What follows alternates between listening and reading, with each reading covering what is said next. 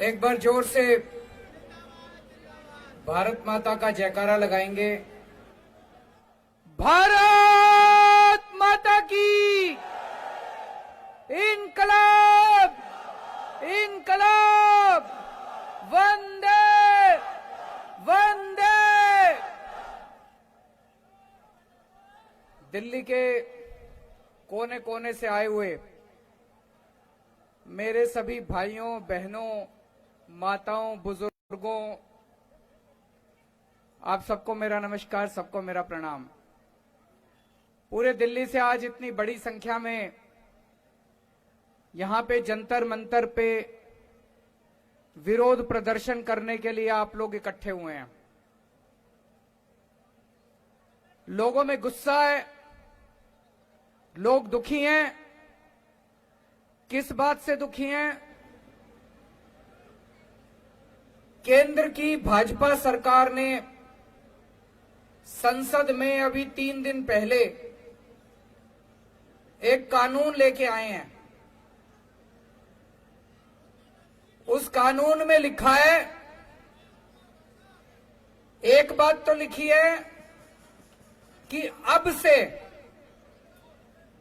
दिल्ली सरकार का मतलब होगा एलजी।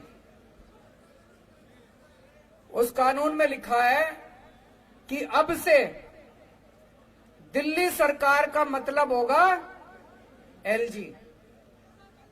तो भाई साहब, फिर हमारा क्या मतलब होगा? फिर जनता का क्या मतलब होगा? फिर आपका क्या मतलब होगा? फिर देश की जनता का क्या मतलब होगा?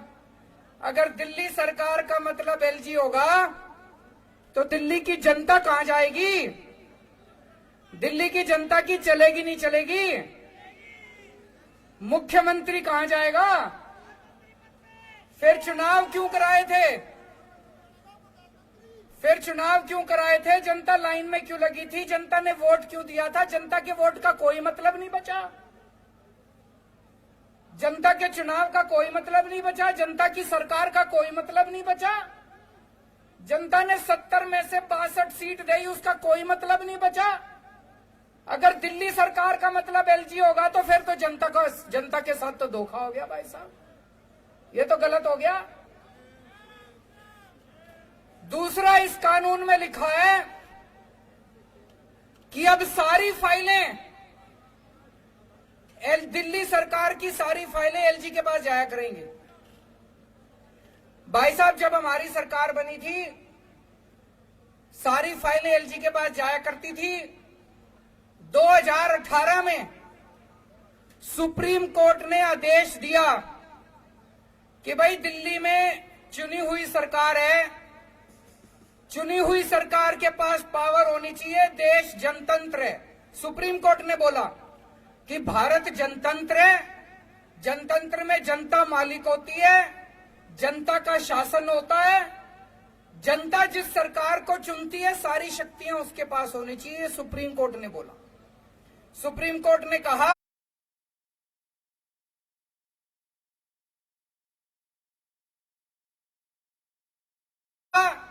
कि कोई भी फाइल एलजी के पास अब नहीं जाया करेगी। ये मैं नहीं कह रहा भाई साहब, ऑर्डर में लिखा हुआ है, सुप्रीम कोर्ट में लिखा है, ऑर्डर में लिखा है कोई फाइल एलजी के पास नहीं जाया करेगी। अब इन्होंने कानून में लिख दिया सारी फाइलें एलजी के पास जाया करेगी। तो भाई साहब, ये जनता को नहीं मानते, ये सुप्रीम कोर्ट को नहीं मानते, ये जनतंत्र को नहीं मानते, ये संविधान को नहीं मानते। ये तो गलत बात है। गलत बात है नहीं है? ये तो धोखा हो गया अपने साथ।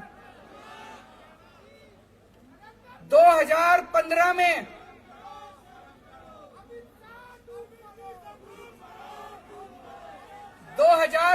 में दिल्ली विधानसभा के चुनाव हुए। जनता ने आम आदमी पार्टी को 70 में से 67 सीट दी। फिर 2020 में चुनाव हुए, जनता ने 70 में से 62 सीट दी।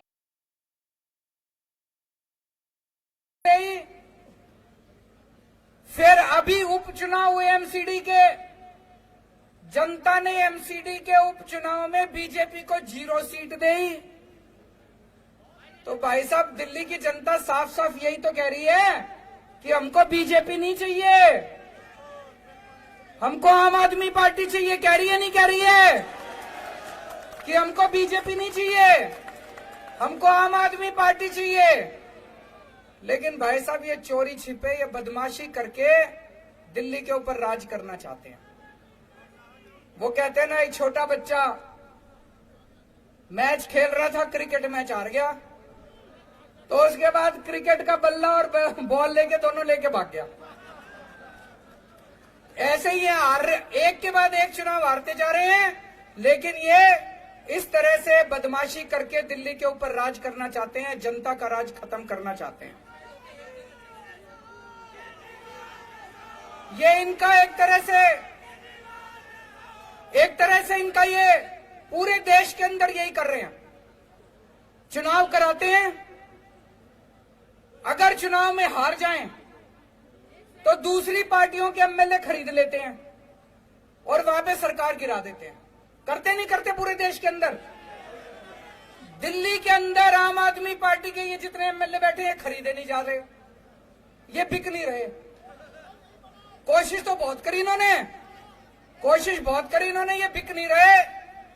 तो ये दिल्ली के अंदर जब एमएलए नहीं बिक रहे, तो इन्होंने ये कानून लाके दिल्ली के अंदर ये सत्ता खत्म करना चाहते हैं, जनता की सत्ता खत्म करना चाहते हैं। आज पूरे देश के अंदर इस बात की चर्चा हो रही है, दिल्ली के अंदर जो काम हो रहा है, दिल्ली के अंदर शिक्षा के अंदर इतना अच्छा काम हो रहा है नहीं हो रहा है? सरकारी स्कूलों की काया पलट हो गई, प्राइवेट स्कूलों की फीस नहीं बढ़ने दी। इतने शानदार काम दिल्ली के स्कूलों में हो रहे हैं। ये कानून शिक्षा के अच्छे कामों को बंद करने के लिए बनाया गया है। वो नहीं चाहते कि दिल्ली के अंदर अच्छा काम करती रहे आम आदमी पार्टी, क्योंकि दिल्ली के अंदर अच्छा काम हो रहा है तो इनको सूरत के अंदर इनको तकलीफ हो रही है, कर्नाटक के अंदर इनको तकलीफ हो रही है। देश के अंदर जहां जहां भी पंचायतों के और नगर निगम के चुनाव हो रहे हैं, आम आदमी पार्टी की धीरे धीरे सीटें आनी चालू हो गई। अब उत्तर प्रदेश के अंदर लोग कह रहे हैं कि हमें भी फ्री बिजली चाहिए, गुजरात के अंदर लोग कह रहे हैं हमें भी फ्री बिजली चाहिए। अब हिमाचल प्रदेश के अंदर, पंजाब के अंदर, हरियाणा के अंदर, हर जगह लोग कह रहे हैं हमें भी फ्री बिजली चाहिए। मैं इनसे कहना चाहता हूं कि दिल्ली के अंदर अच्छा काम हो रहा है, इस अच्छे काम को नहीं रोकना चाहिए, गलत बात है। तुम भी अच्छा काम करके दिखाओ।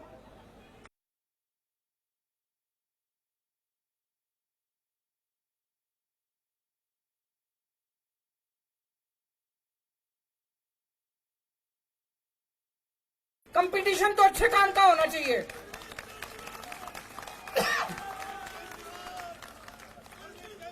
अब तुम गुजरात में बिजली फ्री कर दो, देखो हमारी एक भी सीट नहीं आएगी सूरत में।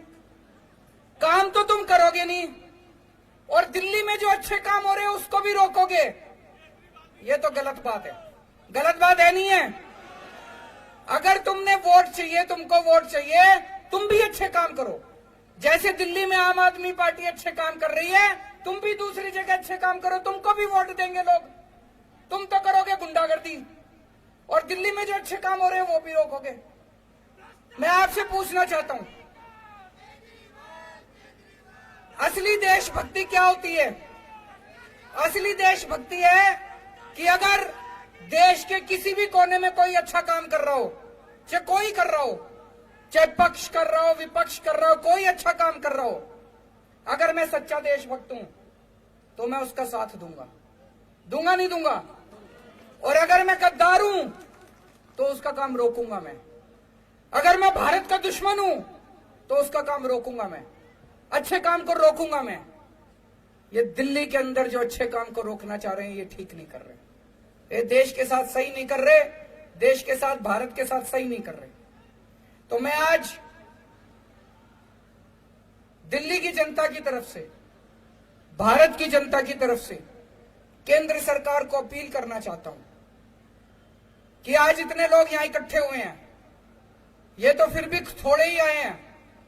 इससे ये मत आ कि दिल्ली के एक एक आदमी के दिल में, मैं देख रहा था 3-4 दिन से ये टीवी चैनल वाले सारे सर्वे चला रहे हैं, 90% लोग दिल्ली के कह रहे हैं गलत कर रही है केंद्र सरकार। सर्वे में भी आ रहा है।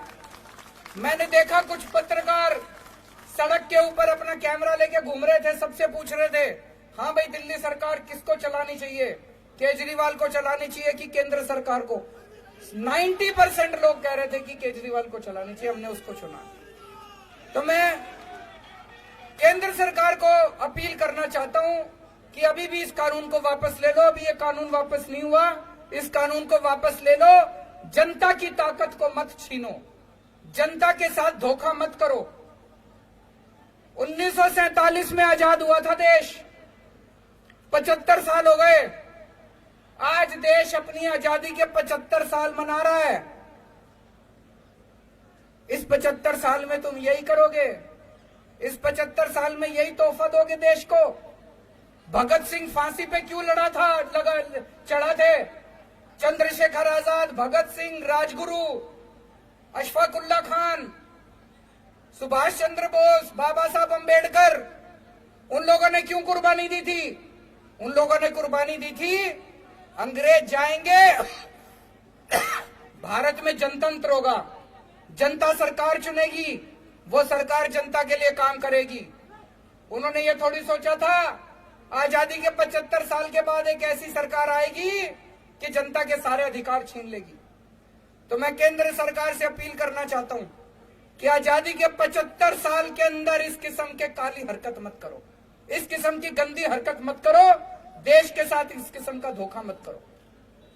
और मैं दिल्ली की जनता को भरोसा देना चाहता हूं,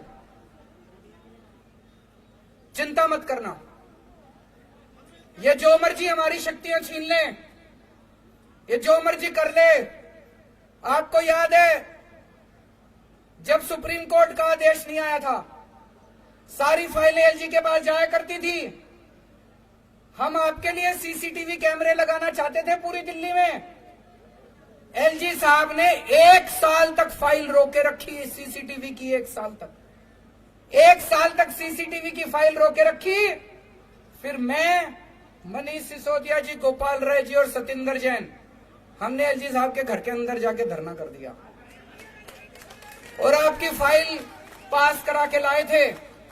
तो दोस्तों, अपने सामने अब 2 काम है, दिल्ली की जनता के सामने 2 काम है। एक, हम ये संघर्ष करते रहेंगे कि जिसके लिए हमारे आजादी के दीवाने लड़े थे, उन्होंने कुर्बानियां दी थी कि सत्ता जनता के हाथ में होनी चाहिए, ये सत्ता वापस जनता के हाथ में लेके रहेंगे। और दूसरा, कोई भी काम नहीं रुकने देंगे। जितने दिल्ली के विकास के काम हैं, सारे विकास के काम होंगे। इसके लिए चाहे मेरे को इनको पैर पकड़ने पड़े और चाहे इनको हाथ पकड़ के थोड़ा सा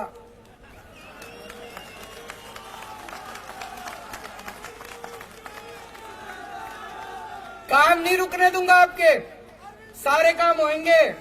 दिल्ली की जनता के लिए कुछ भी करेंगे, चाहे पैर पकड़ने पड़े, गिड़गिड़ाना पड़े, चाहे कुछ भी करना पड़े, सब करेंगे। आपके काम नहीं रुकने देंगे।